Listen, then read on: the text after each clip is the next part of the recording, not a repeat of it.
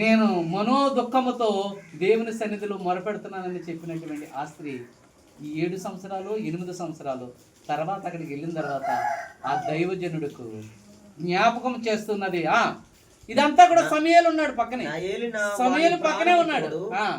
నీ యొద్ద నిలిచి యెహోవాను ప్రార్థన చేసిన స్త్రీని నేనే, యెహోవాకు ప్రార్థన చేసిన స్త్రీను నేనే.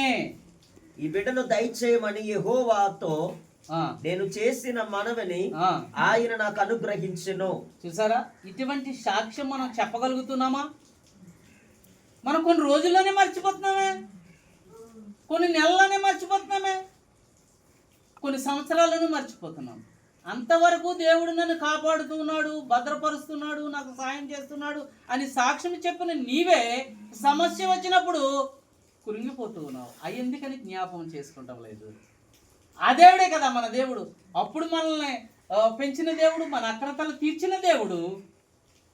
మరి అన్న అలా కాదు. ఆ రోజున నేను ప్రార్థన చేయగా దేవుడు ఆలకించి నా గర్భమును నింపి నాకు కుమారుడు కావాలని నేను అడిగాను, ఇచ్చినటువంటి ఆ స్త్రీను నేనే అన్నప్పుడు ఆయనకు కొంచెం జ్ఞాపకం వచ్చింది. ఇదంతా ఎవరు వింటున్నారు? సమూయేలు వింటున్నాడు, కుమారుడైన సమూయేలు ఇదంతా వింటున్నాడు. ఈ తల్లి చెప్పినటువంటి మాటలకు అక్కడ తన దైవజనుడితో మాట్లాడిన విధానికి చక్కగా సమకూర్చింది. ఇది సత్యమా? నా తల్లి నా కొరకు ఇంత పాటు పడ్డదా, ఇంత వేదన పడ్డదా, ఇంత ప్రార్థన చేసి నన్ను పొందుకున్నదా అనే ఒక తృప్తి అతనికి కలిగి ఉండొచ్చు. అప్పుడు ఆయన ఏం చేశాడో తెలుసండి, అక్కడ ఆ మాటలు విన్న తర్వాత, ఆ దైవజనుడు చూసిన తర్వాత అక్కడ చదవండియా. కాబట్టి ఆ బిడ్డను యెహోవాకు ప్రతిష్ఠించుచున్నాను, తన బ్రతుకు దినములన్నిటిను యెహోవాకు ప్రతిష్ఠుడని చెప్పెను. యెహోవాకు ప్రతిష్ఠుడని చెప్పి అక్కడ తీసుకెళ్తే అప్పుడు ఆ బిడ్డ ఏం చేస్తున్నాడో తెలుసు సమూయేలు? అక్కడనే ఎవరికి మ్రొక్కాడు? ఆ పరమ తండ్రికి మ్రొక్కాడు. అక్కడనే మళ్ళా మెదలకుండగా మ్రొక్కడం అంటే తెలుసా మీకు? మ్రొక్కడం అంటే ఎలా ఉంటుంది? ఓకే, మిమ్మల్ని ప్రశ్న అడగను, నేనే చెప్తాను, నాకు తెలిసింది. మ్రొక్కటము అంటే సాష్టాంగ పడటము. ఎప్పుడైనా ఉందా మన జీవితంలో? ఆ గొప్ప అనుభవం చాలా బలమైనదండి, ఆ గొప్ప అనుభవం. ఎందుకంటే నువ్వు ఒంటరిగా ప్రార్థన చేసుకుంటావు కదా, ఎందుకు నువ్వు ఎవరో చూస్తున్నారని అవమానం పడవలసిన పని లేదు. నువ్వు చేస్తున్న పని ఎలా విడిచిపెట్టి వస్తావు? ఆయన ఎంత బిజీగా ఉన్నా సరే, ఎక్కడున్నా సరే ఆయన చెవుని పాదముల వైపు పెడతాడు. ఆయన చెయ్యి కొరస కాలేదు, ఆయన చెయ్యి ఎక్కడికైనా వస్తుందండి నిన్ను దీవించడానికి, నిన్ను ఆశీర్వదించడానికి. గుర్తించండి అమ్మా, గుర్తించండి. మనం అల్ప విశ్వాసంతో ఉండవద్దు. ఏదో వచ్చి వెళ్ళిపోతే ఏమీ ప్రయోజనం లేదు, వచ్చి వెళ్ళిపోతే ఏమీ ప్రయోజనం లేదు. ఆ యొక్క సమూయేలుని తీసుకొచ్చి ఆ ఏలి దగ్గర మరి సమర్పించుకున్నప్పుడు ఆ సేవకుడు కొంత సమయం అయిపోయింది, ముసలివాడు అయిపోయాడు. ఆ మందిరములో ఆ బిడ్డను సమర్పించినప్పుడు ఆ బిడ్డ మరో మాట మాట్లాడకుండా నా తల్లి చెప్పినట్లుగా నేను చేస్తానని ఆ సేవకునకు ఆ దీపాలు పెట్టడంలోను, ఆ యొక్క గుమ్మాలు తొడటంలోను, ఆ కుర్చీలు వేయడంలోను సమూయేలు ఎంతో ఆశీర్వాదం పొందాడంట. ఇంకా మనం బాగా లోతుగా 2వ అధ్యాయంలోకి వెళ్తాడు, అంటాడు పెద్దల యొక్క ఆశీర్వాదము, దేవుని ఆశీర్వాదములని ఉంటుంది అక్కడ. ఓన్లీ దేవుని ఆశీర్వాదమే కాకుండా పెద్దల యొక్క మన్ననలు కూడా మనం పొందుకోవాలని మన బిడ్డలకు నేర్పాలి. పెద్దల యొక్క మన్ననలను నేర్చుకోవాలి, పాస్టర్ని గౌరవించాలి. దేవుణ్ణే కాదు, వారి ఆశీర్వాదములు కూడా మనకు ఉండాలి. దేవుని యొక్క ఆశీర్వాదములు ఎలాగా ఉంటాయి? స్త్రీలకు బాగా అవసరమైనటువంటి మాటలు ఎలా ఎలుగెత్తు చెబుతుందో తన విశ్వాసాన్ని మరొకసారి దేవుని సన్నిధిలో చక్కటి ఈ రోమాలు ఇలా పైకి ఇలా ఉండేలాగిన మరి అంత ఆనందంతో చెబుతున్న మాటలను ఒకసారి వినండి.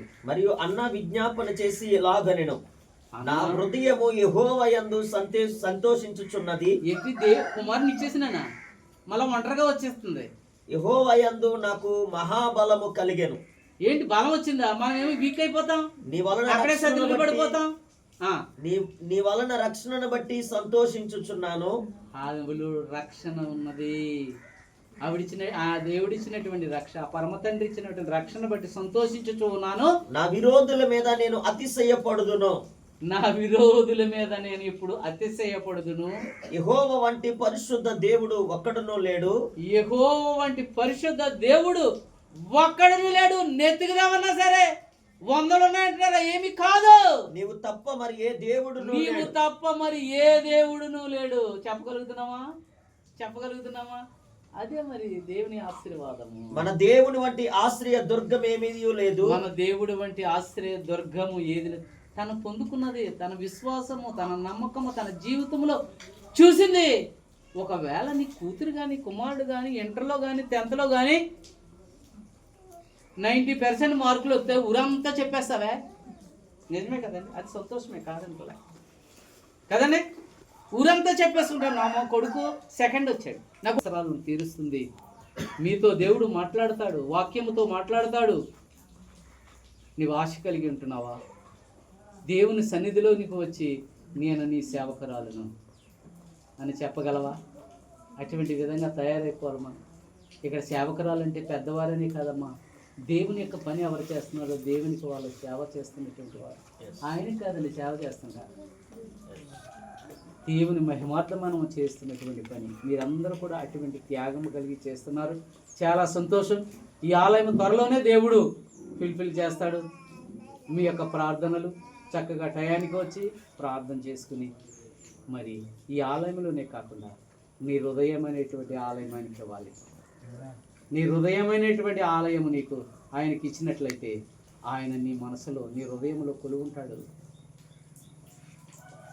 అయ్యా, మీరందరూ కూడా సాక్షులుగా ఉండాలి. మన ఈ ప్రభువు అందరికీ ప్రభువు. ఆయనలో మరి ఏ కలంకము కూడా లేదు. ప్రియ సహోదరి సహోదరులారా, మరి ఇంకా నేను కొన్ని మాటలు చెప్తుంది కానీ టైం అయిపోయింది కాబట్టి నేను ముగించేస్తూ ఉన్నాను. ఈ సంఘంలో మీరు ఆశీర్వదించబడతారు. మీ కోరికలు సిద్ధింపచేస్తాడు. మీ ఆలోచన యావత్తు సఫలపరుస్తాడు. మీ అక్రతలను తీరుస్తాడు. ఇది పవిత్రమైనటువంటి ఒక మందిరముగా దైవజనులు మరి ప్రార్థించి దేవుడిచ్చినటువంటి అధికారముతో మరి వారు బ్లెస్ చేసి వెళుతూ ఉండగా ఈ స్థలంలో దేవుడు మీ స్తుతుల మీద ఆస్తునుడే ఇక్కడ సింహాసనం వేసుకుని కూర్చుంటాడు. దేవునికి స్తోత్రం, హల్లెలూయా. ప్రియమైన సంగమా, నేను ముగించేస్తూ ఉన్నాను. నేను దైవజనుడు కాకపోయినప్పటికీ దేవుని మాటలంటే నాకు ఎంతో ఇష్టం. దేవుని మాటలు నాకు తెలిసినవి ఎదుటి వారికి చెప్పడం అంటే అంతకంటే నాకు ఇష్టము. ప్రియమైనటువంటి వారిలాగా మరొకసారి వచ్చినప్పుడు ఇంకా మంచి మాటలు మరి దేవుని దగ్గర ప్రార్థించి మీకు తెలియజేస్తాము. నాతో వచ్చినటువంటి దైవజనులు నేనేమీ కాదండి, ఎంతో సీనియర్ పాస్టర్ గారు ఓగూరి చిట్టుబాబు గారు దుబాయ్ దేశంలో కొన్ని సంవత్సరాలు పనిచేసి అక్కడ సంఘాలను నడిపించి మరి అక్కడ పెద్ద పెద్ద దైవజనులు మన ఇక్కడ నుంచి వెళ్ళినటువంటి దైవజనులని రప్పించి మరి అక్కడ ఉన్నటువంటి 700-800 విశ్వాసులకు ఆయన వాక్యాన్ని బోధిస్తూ అనేక మందిని, స్టెఫెన్ పాల్ గారు లాంటి వాళ్ళని, తర్వాత ఇంకా వెస్లీ లాంటి వారిని, ఇలాంటి పెద్ద దైవజనులందరినీ కూడా వారు రప్పించి సేవ చేసి ఆయన ఉద్యోగము పూర్తయిన తర్వాత వారు కుటుంబంతో అక్కడ ఉండేవారు ఇంటికి వచ్చి ఈ విధంగా దేవుని సేవ చేస్తూ దేవునికి అంకితం చేసుకున్నారు. వారికి నా ప్రత్యేకమైనటువంటి వందనాలు తెలియజేస్తున్నాను. ఇంకా మన పాస్టర్ గారి గురించి, మన ప్రభాకర్ అయ్య గారి గురించి చెప్పాను కదా, ఆయన బిషప్గా కానీ డాక్టరేట్ కానీ తీసుకుంటానికి ఆయనకి ఏమాత్రము అంగీకారం లేదు. అయినప్పుడు మేమే సంఘంలో ఉన్నాం, అయ్యా మీకోసం కాదు మా కోసం తీసుకోండి. మరి మీకు ఇచ్చే దేవుడిచ్చినటువంటి ఆశీర్వాదం వల్ల మేము కూడా ఆశీర్వదించబడతాం. మీరు ప్రార్థించినప్పుడు మాకు ఆశీర్వాదం కలుగుతుంది. కేరళ నుండి అక్కడి నుండి ఇక్కడి నుంచి పెద్ద దైవజనులు వచ్చి అభిషేకముతో వారికి బిషప్ అనే బిరుదును, దేవుడిచ్చినటువంటి అర్హతను వారికి ఇచ్చినందుకు నేను అలా చాలా సంతోషిస్తూ ఉన్నాను. మరి ఈ విధంగా చెప్పుకుంటూ వెళ్తే ఇక్కడ మరి గ్రామస్తులు ఉన్నారు, పెద్దలు ఉన్నారు. వీరందరూ కూడా మరి యొక్క పాస్టర్ గారు మరికి వారు సహాయపడుతున్నారని నమ్ముతూ మరి దేవుని ప్రేమను మీరు అందరికీ పంచిపెట్టండి ప్రియమైనటువంటి వాళ్ళారా. అలాగే మా సహోదరు దుబాయ్లో చక్కగా పని చేసుకుంటూ వారితో మరి దేవుళ్ళకి నడిపించినప్పుడు ఆయన చక్కటి దేవుని మాటలు చెప్పడానికి దేవుడు కృప చూపిస్తున్నాడు. యవనస్తుడు మరి బ్రదరు జాన్ పాల్ గారు కూడా మరి ఇదే ఫస్ట్ టైం రావడం అనుకుంటాను. ఫస్ట్ టైం ఆసక్తి అందరినీ చూడాలి, దేవుని యొక్క పరిచర్యలో పాల్గొవాలని మీరు కూడా ఇక్కడ ఉన్నటువంటి ప్రజలతో మీకు కలిగిన మేలులు ఆశీర్వాదములు చెప్పి దేవుని సన్నిధికి తీసుకుని రమ్మని మిమ్మల్ని కోరుకుంటూ, ఒకవేళ నేను ఏమైనా ఒకవేళ ఎక్కువ సమయం తీసుకుంటే దయతో నన్ను మరణించండి. దేవుడు మిమ్మల్ని అందరినీ కూడా ఆశీర్వదించాలని కోరుకుంటూ, అయ్యగారు చిన్న థ్యాంక్ యూ